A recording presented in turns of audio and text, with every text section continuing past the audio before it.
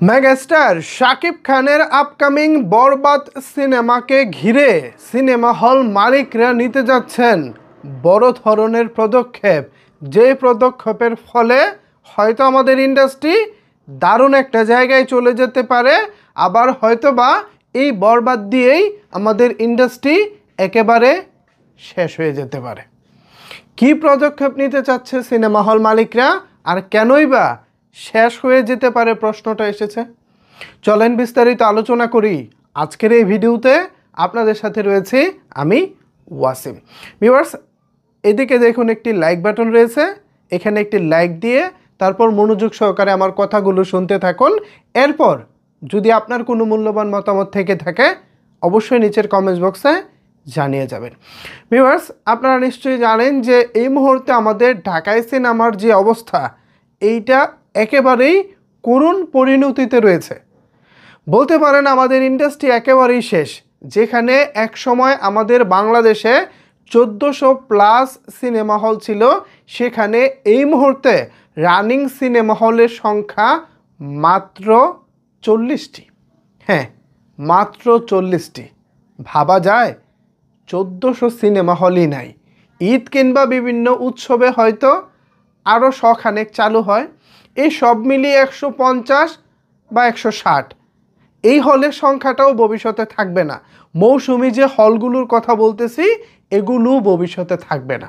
আর এগুলোকে বাঁচিয়ে রাখতে গেলে কি করতে হবে একটু পরে বলতেছি।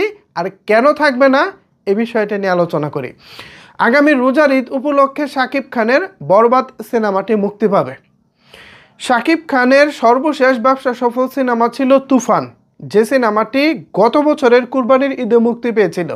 এরপরে সিনেমা হলে দর্শক খরা, আর কোনো ছবি সিনেমা হলে দর্শক ফিরিয়ে আনতে পারে নাই। গত প্রায় 8 মাস সিনেমা হলে কোনো ব্যবসা নাই।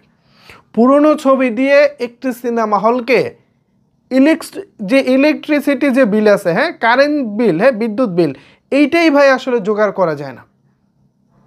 এরপর স্টাফ আছে। একটি সিনেমা হল চালাতে গেলে ন্যূনতম একেবারে মফস্বলেরও যদি কোনো হল থাকে, মানে গ্রামগঞ্জের কোনো সিনেমা হল, সেখানেও মিনিমাম 5 থেকে 6 জন কর্মচারী লাগে। এক একজন কর্মচারীর ধরেন সর্বনিম্ন 15 থেকে 20 হাজার টাকা করেও যদি আপনি বেতন ধরেন, তাও মাস শেষে তাকে আপনার বেতনের দিক থেকে চলে আসে 1.5 থেকে 2 লাখ টাকা। সবার তো আর এক না, পজিশন অনুযায়ী বেতন কম বেশি হয়ে থাকে। 1.5 থেকে 2 লক্ষ টাকা আসে জাস্ট কর্মচারীদের বেতন। এরপর বিদ্যুৎ বিলের ব্যাপারটা আছে।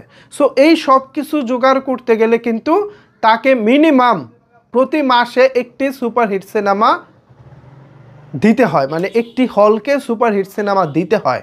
তো সেই সুপারহিট সিনেমা যখন দীর্ঘ 8 মাস কোনো হল পায় না, তখন কিন্তু হল মালিকদের মানে বাঁচার বা হলটা চালু রাখার আর কোনো সুযোগ থাকে না। তা আগামী রোজার ঈদকে টার্গেট করে শাকিব খানের বরবাদ সিনেমাকে ঘিরে নতুন করে স্বপ্ন দেখতেছে সিনেমা হল মালিকরা। তারা অনেকেই অলরেডি আমাকে মানে অফলাইনে বলেছে যে যদি এবার ব্যবসা হয় তাইলে আমরা মোটামুটি কন্টিনিউ করব, আর যদি দেখে যে কোনো কারণে এই ছবি দিয়ে আমরা ঘুরে দাঁড়াতে পারি নাই, তাহলে আর আমরা এই লাইনে থাকবো না। এমনিতেই যে হলগুলো সারা বাংলাদেশে আছে, এগুলো কিন্তু নিজস্ব কোনো মালিকানায় নাই। ম্যাক্সিমাম হল এখন ভাড়াটিয়ারা চালাচ্ছে। অরিজিনাল যারা মালিক আছেন তারা কিন্তু এখন কেউ হল চালায় না। মধুমিতার মতো সিনেমা হল এখন সারা বছর বন্ধ থাকে, বুঝতে হবে ব্যাপারটা। সো এই কারণেই বরবাদ সিনেমাটিকে অবশ্যই ব্যবসা করতে হবে। এখানে ব্যবসা ছাড়া কোনো উপায় নাই, এই হচ্ছে বাস্তবতা। এখন এই ডু অর ডাই সিচুয়েশনে হল মালিকরা রয়েছে। তো সাকিবিয়ান যারা আছেন, শাকিব খানের ভক্ত যারা আছেন, আপনাদের কাছে আমি অনুরোধ করব অবশ্যই বরবাদ ছবিটিকে আপনারা ব্যবসা সফল করবেন। একবারের জায়গায় কয়েকবার করে দেখবেন, হল মালিকদেরকে নতুন করে আশা দেখাবেন। তা না হলে কে জানে আগামী রোজার ঈদ থেকেই হয়তো আমাদের ইন্ডাস্ট্রিটা ভ্যানিশ হয়ে যেতে পারে। আমি চাই না পার্সোনালি এটা ভ্যানিশ হোক। আমাদের ঐতিহ্য বাংলা সিনেমা, আমাদের ভালো লাগা, এটা থাকুক, এই বিশ্বাস বা এই প্রত্যাশা করি।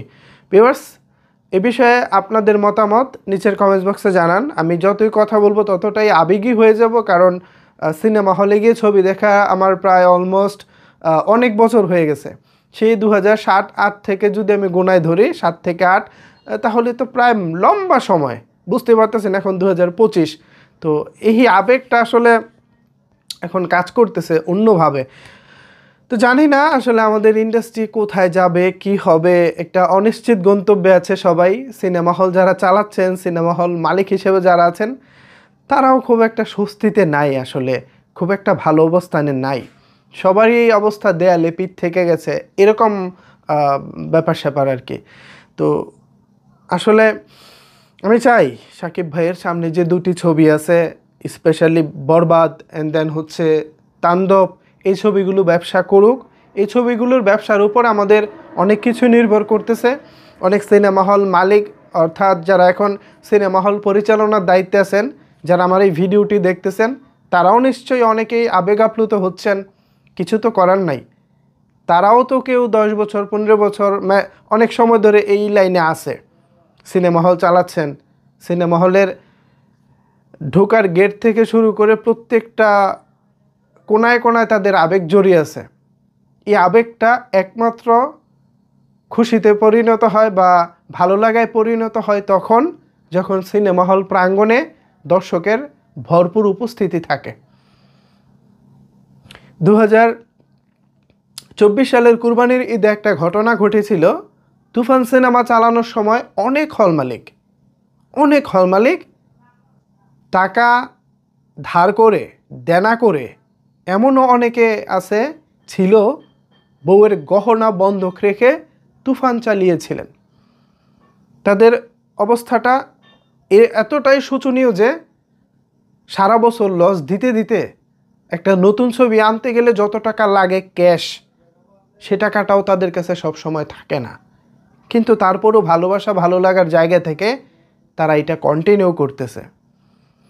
আমাদের ইন্ডাস্ট্রির মানুষজন আছে দলাদলিতে, কোন দলে ব্যস্ত, কেউ আছে হিংসায় ব্যস্ত, কেউ আছে একজন এগিয়ে যাচ্ছে তাকে পিছন থেকে টেনে ধরতে হবে, এরকম সিচুয়েশনে। এভাবেই তো ইন্ডাস্ট্রি আসলে চলতে পারে না। শাকিব ভাইয়ের যে অবস্থা দেখতেছি, তিনি এখন আসলেই ইন্ডাস্ট্রির প্রতি সিরিয়াস কিনা, এটাও একটা বড় প্রশ্ন। কারণ উনি সিনেমার কাজ এতটাই কমিয়ে দিয়েছেন যে বছরে 2টি ছবি ছাড়া তিনি করেন না।